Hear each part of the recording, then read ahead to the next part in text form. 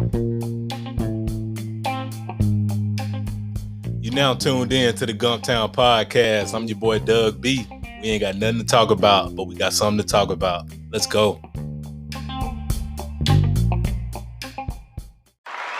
people. Welcome back to the Gumptown Podcast, episode 111. I'm your boy Doug B. If you tuned in to this podcast, thank you for your time and your attention. I really appreciate you giving this podcast a shot. Today's guest is the founder and owner of Essence of Beauty. I'm looking forward to this conversation, and I'm sure we will all be inspired by her story. Let's chop it up with Jawaneka Ellerson. Jay, how's it going? Good. Can't complain. I heard that. It won't do no good anyway. I'm glad to hear everything is going good your way. First things first, thank you for taking time out of your schedule to chop it up with me. I really appreciate it. No problem, anytime. Yes, ma'am. Of course, here to talk about all the great things you got going on at Essence of Beauty. But before we talk business, let's get to know the woman behind the brand. So I read that you were from Birmingham. What was it like growing up in the 205? The other day around the way. Birmingham was Birmingham. I don't really know how to explain it. I wouldn't change it. I claim everything that comes with my city, but I am from the 205. Yes, ma'am. So from the time you grew up to where it is now, just it's like a little mini Hollywood now. It's like up there. It's almost on the level of Atlanta with the glitz and glamour. So the city has definitely grown. Do you go back often to visit home? Yeah, I go back pretty often. All of my family is still there. So I'm there all the time. It's only about an hour, maybe an hour, 15 minutes away to get to my mom's house. And my entire family's there. So we're back and forth up there all the time. Okay, nice. So what was that family dynamic? You had a great village growing up? Yeah, I did. Can't really say that I didn't. Two-parent family household. The whole time we were growing up, mom and dad both involved. I have an older sister, or younger sister, as they say. But I have an older sister. So yeah, we just do regular old Joes, living the life, trying to hang it there. Nice, good stuff. That's amazing. Had a good family village, that good structure, good infrastructure, two-parent household. Love to hear it. So you grew up in the 205 and you go and serve our country in the Army National Guard and Air National Guard. What do you appreciate the most about your time serving our country? Well, I just enjoyed some of the people that I met. I started out in the Army, and a lot of those people that I met in the Army throughout my time, we're actually like a lot of us are still just like family. We still do things together, still talk. Some of them, sometimes I feel like they're family more than some of my biological family. So enjoyed it, wouldn't change it. I appreciate everything that the military has done for me. I retired back in April. But I've enjoyed my time that I was in the military. Wow, that's amazing. Thank you for your service and serving the country. Mm-hmm. Yes, ma'am. So I also read just how much of a scholar you are. You went and got your associates from Lawson State, got your bachelor's from Jacksonville State, got your master's at UAB. Go get it. That's the only thing I could think of when I read your credentials. I was like, Jay been getting after it. So did you get a chance to live on campus during any of those pursuits in your degrees, or were you just a professional student? No, I never lived on campus. None of my years. When I was at Lawson, Jacksonville, or UAB, I always stayed at home. So like I just started out with my associate's degree and then decided that I wanted to do more. So I went on to Jacksonville to get my bachelor's degree. Once we moved to Montgomery, I started working in a doctor's office under three doctors, Dr. Jernigan, Dr. McLeod, Dr. Taylor. I started getting like more interested in doing nurse practitioner work. So it's a level just a higher above a nurse. You still have to be a nurse to do it, but it's a step above a nurse. They taught me so much at their practice. We literally did everything: bone densities, chest X-rays. I did IV drips. We did everything, and so it just kind of sparked my interest in wanting to do a little more than the basic nurse work. And so I went back to school for my nurse practitioner, and that's what I've been doing ever since. Wow. So you was just going to school, kicking butt, being a professional student, getting those degrees, racking them up, and now you getting a chance to work in your field. Now, that's amazing. Like I said, I was looking at your credentials. I was like, that's what it's about. Go get a, serve the country, then went and got them degrees, and now you working in that field, getting a chance to serve people. So it seems like you just got a thing for service. Right. Because I've worked all my life, literally from like the age of 13. I always have to be doing something. I get bored easily. I always have to be doing something. My brother always tell me, now, what you gonna do next? Because you know you ain't gonna sit down. Nice. That's amazing. So let's talk about Essence of Beauty. That's a very classy, elegant, and intriguing name. What inspired that name? I just always wanted to have something that I could say that I started, something that represented African Americans. A lot of times when you go into beauty supply stores now, you know, a lot of them, a majority of them are owned by different races. You very rarely ever see an African American that owns a beauty supply store. And so I just always thought about Essence magazine, and Essence to me is beauty, and I consider Black as beauty. And so I combined that with beauty, and we came up with Essence of Beauty. We have a DBA where we say Essence of Beauty Beauty Supply Boutique. And that was because I never really wanted to be a huge beauty supply, and I wanted to kind of stay like on the boutique level. So we added the beauty supply boutique on the end of it. From the beginning, we first started, the area that I was in, it was too small to have stylists, but I always wanted to have stylists and barbers.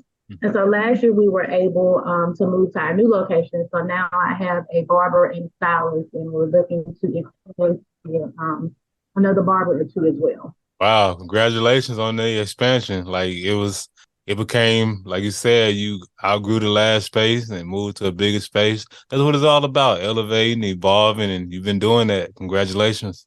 Thank you. Yes, ma'am. So products and services wise, you've already touched on some of the things you got going on, but just in terms Mm-hmm. of products and services as a whole, what all you got going on over there with Essence of Beauty? Like so we have that. We've had a makeup artist in the past, and we've also had a lash tech. And so we pretty much just like to make it a one-stop shop where you can come in and get your beauty supplies, get your hair done, get your haircut, and get your makeup done if needed. Okay. One stop shop. Now that's amazing Mm-hmm. stuff. That's good stuff. So just in terms of, so you've already pretty much touched on what inspired the idea, which leads perfectly into my next portion. Whenever I have entrepreneurs on the platform, I like to talk about three things: the aha moment, action, and audacity. You've already covered your aha moment, just identifying and realizing that there weren't, you know, a bunch of African American beauty supply stores in the area. So that's what inspired you to want to start this company. So from the time you first had the idea to create the company, how long did it take you to come up with a name and get started, getting your LLC and all that good stuff? I actually kind of went backwards. I kind of always wanted to have a beauty supply store, but I just like never didn't feel like I should have didn't have the time to do so. But in 2016, I think I kind of got frustrated with my job and um, decided that I wanted to do something different. So I started then, and we actually came up with the name as well as the logo. Me and my husband kind of came up with the idea together, and he actually drew the logo. And so we did all of that. We established the LLC. We got the all the tax accounts and everything. And I was thinking about money. So when I did go to apply for the loan, it got denied. So we kind of put it on the back burner, even though we already had the LLC and all the stuff created, we just kind of put it on the back burner. 2017 rolled around. And I got frustrated with my job again. I was like, I need out. And I was like, well, you kind of out, you just need to kind of finish what you started. So I started paying off things, trying to get my credit good, and I reapplied for a loan. I didn't expect to get approved on a loan that fast because we originally had intended to open September of 2018. Well, some kind of way I got approved for the loan in January. And as you know, you can't sit on the loan that long. So we kind of got it rolling. And May 18th, we opened our doors. Wow, that's amazing. 2016, you got started and faced some hurdles, some obstacles, but that didn't deter you. You kept rocking and rolling, kept pushing forward. That's what it's about, persevering. Don't let one little mishap or denial, delayed but not denied, delayed but not denied. I think Delayed that's how but they never say it. denied, Yeah, right? that's it. Help me out. Got a little tongue tied there. That's good stuff though. Like just in terms of keeping that faith and just staying focused on what you wanted to do. So pretty much got frustrated with the job. And I know how that goes sometimes. It's not always, sometimes it's the culture. Well, most times it's the culture. Sometimes it's the pay. So without delving into where you were working there, like what was it that kind of had you fed up? Well, in my case, it wasn't necessarily I guess it was a job, but it wasn't the job. A lot of times, as you know, I'm a nurse practitioner. We don't have a lot of African American nurse practitioners either. So that was a whole big issue. Just kind of felt that I wasn't being heard, wasn't appreciated. I saw a lot of different things that I didn't like the way the company was going. And so that kind of pushed me to kind of go and do my own thing and do my own boss. I'm like, I'm tired of working for somebody else. Why not work for yourself? Mm. So I kind of pushed that and went from there. Wow, sounds good to me. Just not feeling heard, not feeling like a part of the team. Like I could definitely understand how they could lead to frustration, just make you want to, like you said, jump out there and be your own boss. So you had your aha moment, you took action on your idea, which is great. Then come the last part, audacity. It takes courage and audacity to not only act on an idea, but to put it out to the world to be praised or criticized.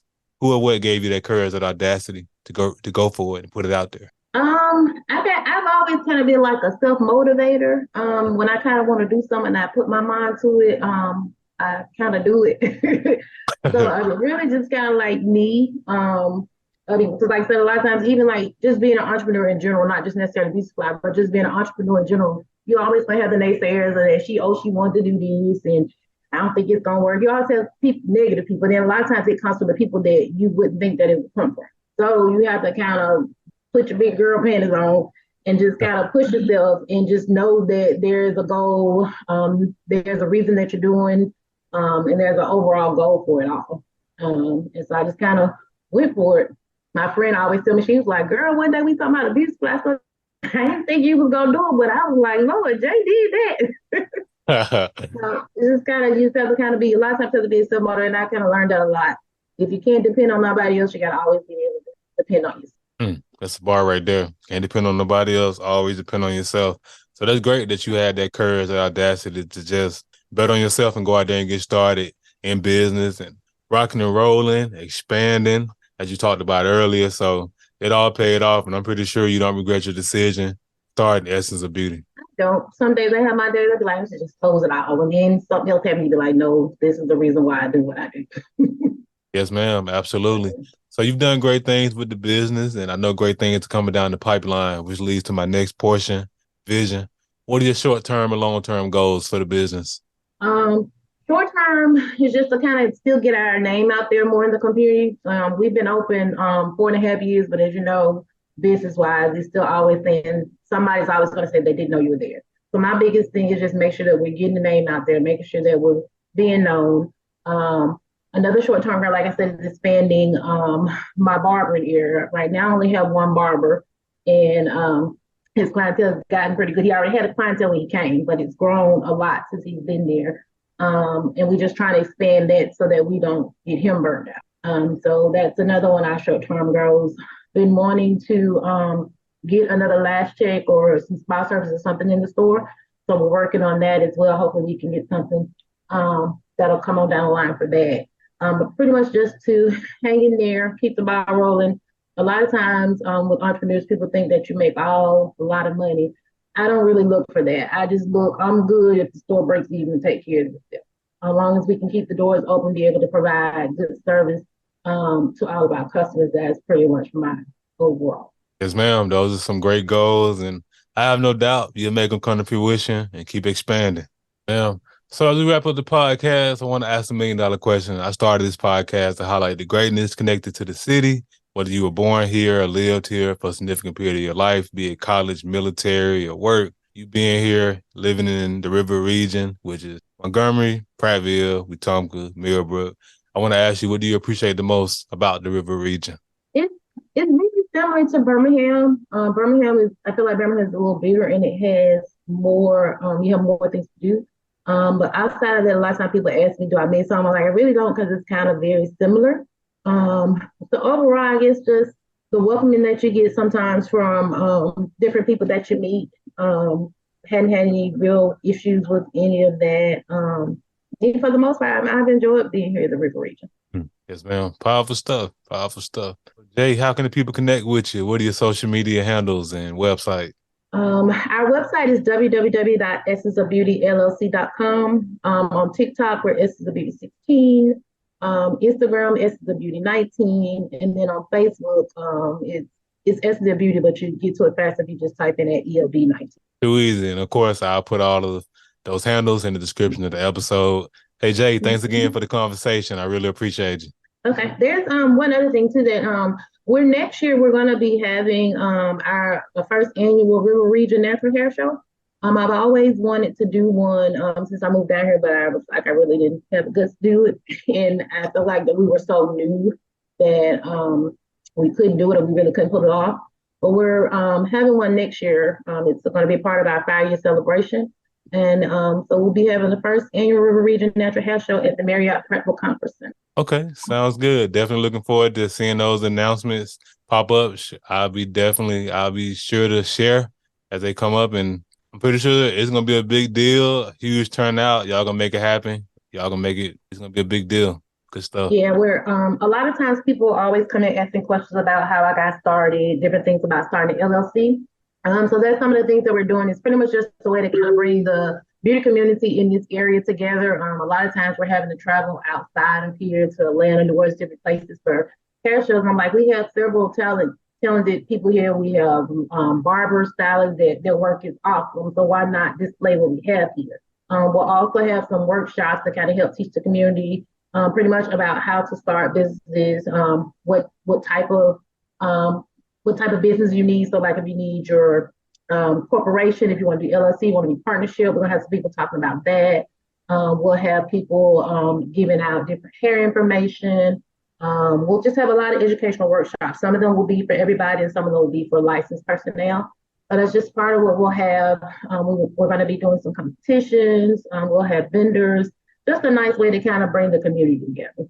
That's what it's all about, and like those are the type of events that we need here. What exactly what you just described, bringing us together, educating us on those LLCs and corporations, because the school system. I don't know how it is in Birmingham, but in Montgomery, they don't teach us that type of stuff in the school system. We kind of learn as we go. Yeah. And like I said, I mean, sharing is caring. We can't all be gatekeepers. And I love sharing and helping and caring. If there's anything that I can do to help anyone, I don't mind. I talk to people all the time about different things that they need to do as far as getting their businesses started. Probably have somebody talking about trademarking your business. Just pretty much everything to kind of help people get started in an entrepreneur. We're looking to have some people talk about real estate investment. That does real well. And a lot of times people just don't know how and where to get started. And so hopefully we can kind of get those conversations started. We'll have some panels. One, we'll be talking about the power of the Black dollar. So pretty much African Americans supporting themselves, supporting businesses.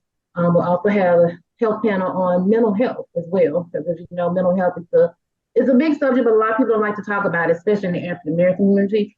But I mean, you have to take care of yourself before you can take care of anybody else. That's for sure. That's a bar too. We got to know how to take care of ourselves before we take care of anybody else. And I think that's going to be a big deal. Like I said earlier, like that, I really appreciate people like you stepping out there, being trailblazers, creating these type of events, educating the community, because that's what we need. Like we need to know about the power of the Black dollar, real estate investing.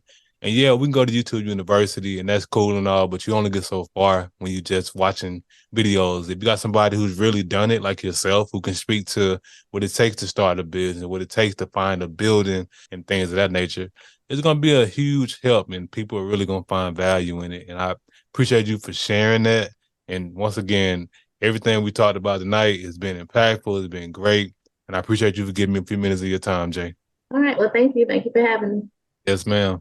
Good people, that concludes another dope episode of the Gumptown Podcast. In the meantime, in between time, y'all know what to do. Be blessed, be safe, but most importantly, have the audacity to be you. Go on.